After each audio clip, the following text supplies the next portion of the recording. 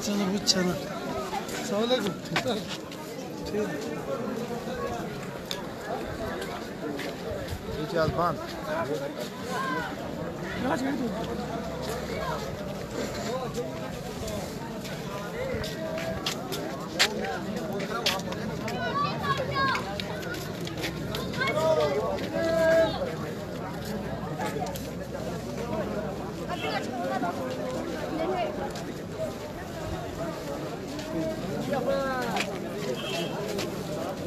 नाज़रीन, आज सुबह से यहाँ पे एहतजाज चल रहा है और जिस तरह हमने फातिमा चौक से भी आप तमाम लोगों को ये ब्रीफिंग दी थी कि वहाँ भी लोग जो है वो एहतजाज कर रहे हैं। ये जो पैसेंजर्स जो लेकर जो गाड़ियाँ थी वो यहाँ पे रुकी हुई हैं, आप देख सकते हैं। लाल चौक करगिल से ये लोग जो है टायर जलाकर अपने गम और गुस्से का इजहार कर रहे हैं ज़िला इंतज़ामिया की बेबसी और ज़िला इंतज़ामिया की लाचारी पर काफ़ी अफसोस मलते हुए। और यहाँ पे पैसेंजर्स जुड़े हुए हैं, पब्लिक को जवाब दे रहे हैं भाई। तो ये आप देख सकते हैं बहुत सारे लोग यहाँ पे हैं। और ये लोग जिस तरह हमने फातिमा चौक से भी आप लोगों को बताया कि बहुत सारे लोग ऐसे हैं, इनमें से किसी को भी ये शौक़ नहीं है कि वो सुबह सवेरे इस ठंड में आए, सड़क पे आए, टायर जलाए, प्रोटेस्ट करे और किसी के ख़िलाफ़ नारेबाजी करे। इनमें से किसी को ये शौक़ या कोई जोश नहीं है। ये लोग सब एडमिनिस्ट्रेशन की बेबसी और लाचारी पे रोना रो रहे हैं और एडमिनिस्ट्रेशन की बेबसी पे मातम कर रहे हैं और ये कह रहे हैं कि जो डिविजनल कमिश्नर की जानिब से फरमान जारी हुआ है एकतरफा तौर पर, आपको एतमाद में लिए बगैर, आपको पूछे बगैर, ये आपकी हैसियत आपको बताता है कि आप उनकी नज़र में क्या हैसियत रखते हैं। और यही वजह है कि करगिल में इस वक्त 20% स्टॉकिंग जो है हो चुकी है, जबकि 80% स्टॉकिंग अभी नहीं हुई है।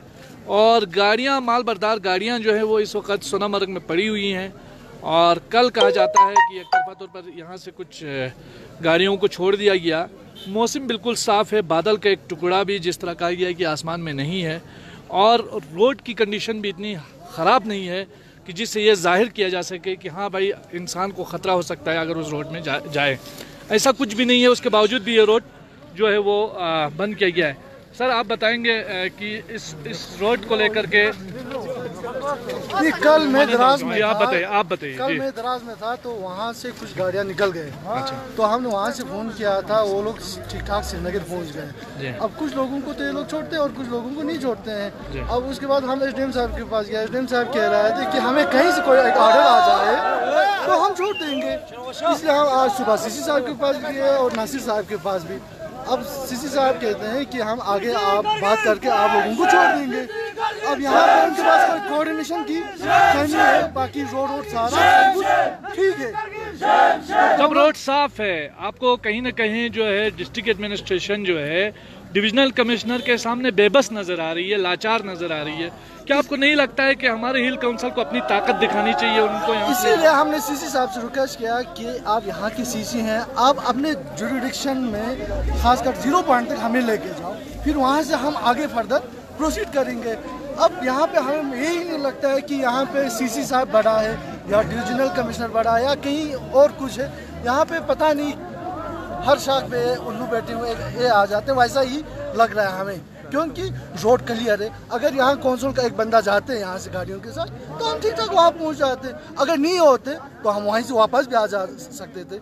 अब यहाँ पे कोई भी अपना जिम्मेवारी नहीं ले रहा है। यानी जोजिला के देखिए सर, जोजिला के खुलते वक्त और बंद होते वक्त जो सबसे ज़्यादा नुकसान या फ़ायदा होता है वो करगिल डिस्ट्रिक्ट को होता है। और कोई भी एडमिनिस्ट्रेशन ये नहीं चाहेगा कि एक बोझ अपने सर पे ले ले। तो ये लाजमी बात है कि गांधरबल एडमिनिस्ट्रेशन चाहेगा कि जितना मुमकिन हो सके वो जो जोजिला की प्रॉब्लम को जल्द ही दूसरों के सरों पे थोपे। यानी वो तो चाहेगा कि जल्द क्लोज हो।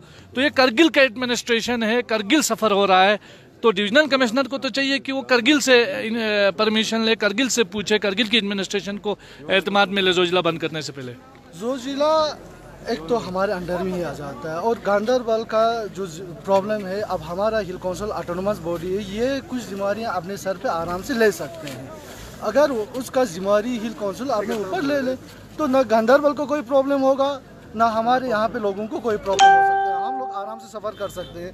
और इन पहाड़ियों का हमें जितना नॉलेज है वो गांधरबल वालों को उतना नॉलेज नहीं है। इस चीज़ का हम आराम से जिम्मेदारी भी ले सकते हैं और हमें नॉलेज भी है। अब प्रॉब्लम यह है कि कहीं लगता है इनका ईगो प्रॉब्लम चल रहा है। शायद प्रॉब्लम यही है कि इनका ईगो है।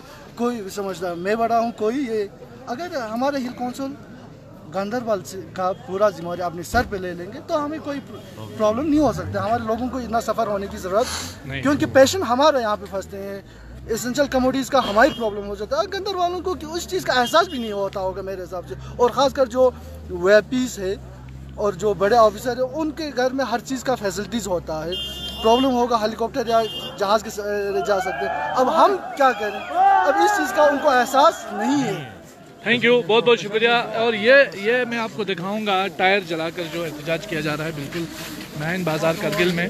और यहाँ से सिर्फ पेशेंट्स को हॉस्पिटल जाने की इजाज़त है, उसके अलावा जो है किसी को इधर उधर नकल व हमल की बिल्कुल इजाज़त नहीं है गाड़ी को, किसी भी गाड़ी को। लेकिन आप ये देख सकते हैं यहाँ पे लोग जो है टायर जलाकर प्रोटेस्ट कर रहे हैं। और ये प्रोटेस्ट है जोजिला को बिला वजह बंद किए जाने और पुलिस एसेंशियल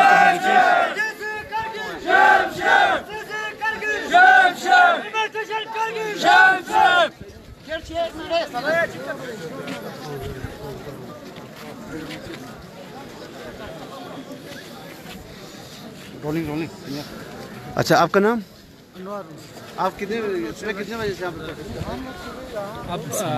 यहाँ पे धीरे धीरे मीडिया से वाबस्ता लोग भी पहुँच रहे हैं और धीरे धीरे अब कौंसल वाले भी आएंगे और अपनी बात जो है वो उनको समझाने की कोशिश करेंगे। लेकिन सवाल फिर वहीं रुकेगा, सवाल फिर वहीं अपनी जगह पे है कि ये जो जोजिला है जिसको बिला वजह बिला जवाज़ बंद किया गया है यकतरफा तौर पर, इसका क्या राह हल है, इसका क्या राह हल है, इसको कैसे जो है इस मसले को, इस गुत्थी को कैसे सुलझाया जाए।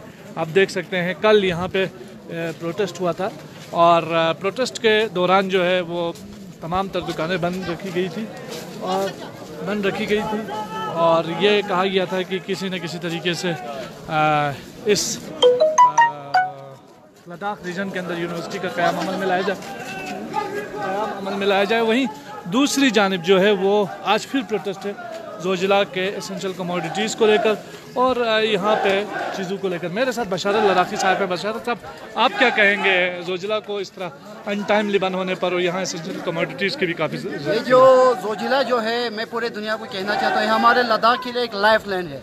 तो बिल्कुल जो गांधरबल का एडमिनिस्ट्रेशन और जो डिकॉम ने जो डिसीजन दिया कि जोजिला बंद करने का, उनको यहाँ का हालात पता नहीं है, क्योंकि आने वाले जो विंटर के 6 महीना है वो हमारे करगिल पूरा दुनिया से कट ऑफ रहते हैं। लेकिन यहाँ पे जो मर्चेंट एसोसिएशन है उनका भी ये कहना है कि यहाँ पे अभी तक 20% स्टॉक हुआ है। बिल्कुल। तो यहाँ के लोगों का ये कहना है कि आने वाले 6 महीने में यहाँ पे बिल्कुल लोगों को बहुत परेशानी होगा, क्योंकि खाने पीने का कोई चीज़ भी नहीं है, सामान भी मार्केट में सिर्फ 20% स्टॉक हुआ है। तो हम एडमिनिस्ट्रेशन से भी अपील करना चाहते हैं वो कहाँ सोया हुआ है हमारा कौंसल, क्योंकि यहाँ के बहुत लोगों को कहना है इससे जो सबसे ज़्यादा नुकसान होगा, जो मुश्किलात सामना करना पड़ेगा वो हमारे गरीबों को करना पड़ेगा। ये जोजिला जो है इसको एक मतलब ये सियासत एक पॉलिटिकल इशू नहीं बना के ये हमारे खत्ते लद्दाख का एक लाइफ लाइन है। अच्छा, आपको बशारत साहब, आप तो जर्नलिस्ट हैं, आगे पीछे दौड़ते भागते रहते हैं, आप मुझे ये बताइए कि कहीं ना कहीं जोजिला के खुलते और बंद होते वक्त ज़्यादा सियासत होती है, काम कम होता है? बिल्कुल। आज तक जब से मतलब 50 साल से इस जोजिला को सिर्फ एक पॉलिटिकल इशू बना के ही किया है।